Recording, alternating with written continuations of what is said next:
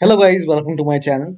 Today in this video I'm going to show you how to fix this error, that is CDP.dll is either not designed to run on Windows or it contains an error. Error code is 0xc000012f. So if you are receiving this error on your Windows computer, then please follow the steps shown in this video. Now to fix this error, update your Windows using media creation tool. So perform a repair install and that should fix the error. If you have Windows 10, copy this link. If you have Windows 11, copy this link. Windows 10 users, go to this website. Here you can see media creation tool. Click on download tool now and then run this exe file. Then you will see the screen. Click on accept.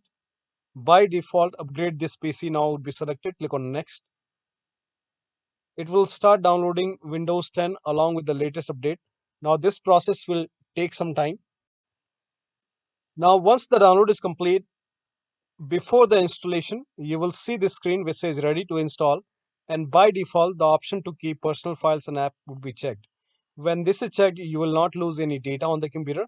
So click on install, and once the installation is complete, log into your computer. Now for Windows 11 users, go to this website. Here also you will find media creation tool. Click on download now and then run this exe file. Click on yes to allow. Now this will load Windows 11 media creation tool. Now click on accept. By default, Windows 11 would be selected. Click on next.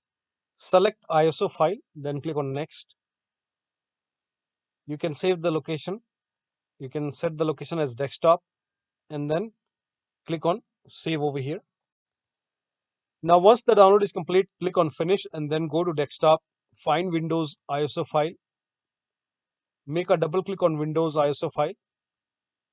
Then run the setup file. Make a double click on setup file. Click on yes to allow. This will load Windows 11 now. And here you can see install Windows 11. Click on next. It will check for update. Then click on accept. Again, it will check for update. Now before the installation, you will see the screen which says ready to install, and by default the option to keep personal files and app would be checked. When this is checked, you will not lose any data on the computer. Click on install.